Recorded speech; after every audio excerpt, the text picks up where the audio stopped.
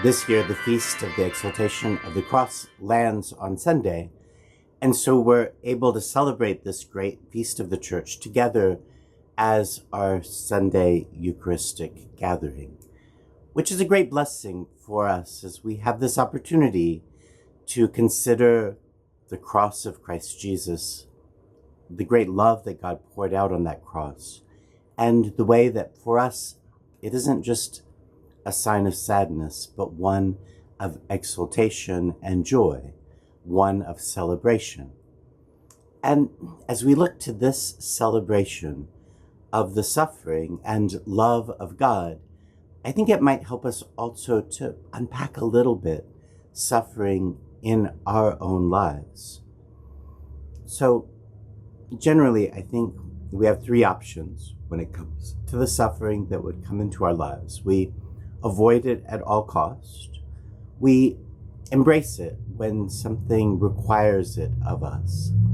Or we go and look for it because we think that there's something meaningful and holy about suffering.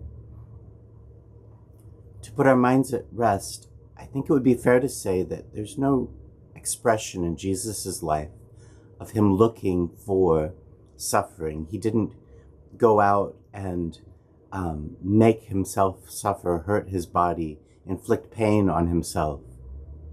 What he did was embrace the suffering that love required. He embraced love, he embraced obedience. He said, there's no greater love than to give your life for a friend. And he gave his life for us because we were his friends. That God embraces suffering because he thinks that we are worth it. And that is a great sign, a great reason to be joyful, to celebrate, to exult. I think this might also help us as we look to the suffering that we face, that we maybe embrace or maybe avoid.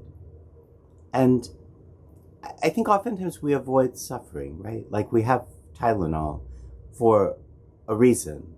We look for comfort whenever we can get it. We don't typically find ourselves going hungry. There is not an outbreak of malnutrition in the United States because we've all been depriving ourselves of food. We typically look for comfort and avoid suffering. And that's probably not really a problem. If you have a headache, I don't imagine God has any problem with you taking Tylenol. It's when we avoid the suffering that is required by love, then we start to have a problem in our lives. When we lose out on, we don't take the risk for, or we reject, or we push away, or we end love because it costs, because it hurts, because it involves a cross and a giving and suffering, we lose something very great in this. We lose love. We lose a relationship, probably with another person that we cared about deeply, and certainly with God. Suffering is in many ways the proof of love. We'll say two. It's the test of love. If you haven't suffered, you can't really call it love yet. Suffering will test love and will show whether this was selfishness because I liked the feeling, or it was love that is a mutual exchange, giving and receiving from another person. In suffering, we will find if we were selfish, and we will find if there is love. But also, it's the proof of love because in the best of cases, suffering will grow love, increase love, strengthen love, give deeper meaning to love, round out our lives in love. That in fact, the love that gives its life is much greater than the love that just sits on the couch and watches television. that the love that cares for another and suffers for another and struggles for another and allows one's heart to be broken because of the sufferings of another, that is a greater love. This last week we remembered the events of September 11th, 2001, a long time ago.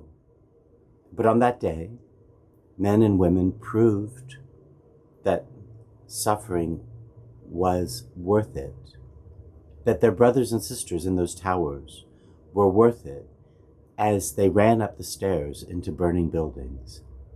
That on that day, men and women who forced down a plane and lost their lives in the process proved that whoever their target might have been was worth it. They offered love at the cost of great suffering. Not a lot of good should be ascribed to such a dark and evil day, and yet love prevailed through suffering.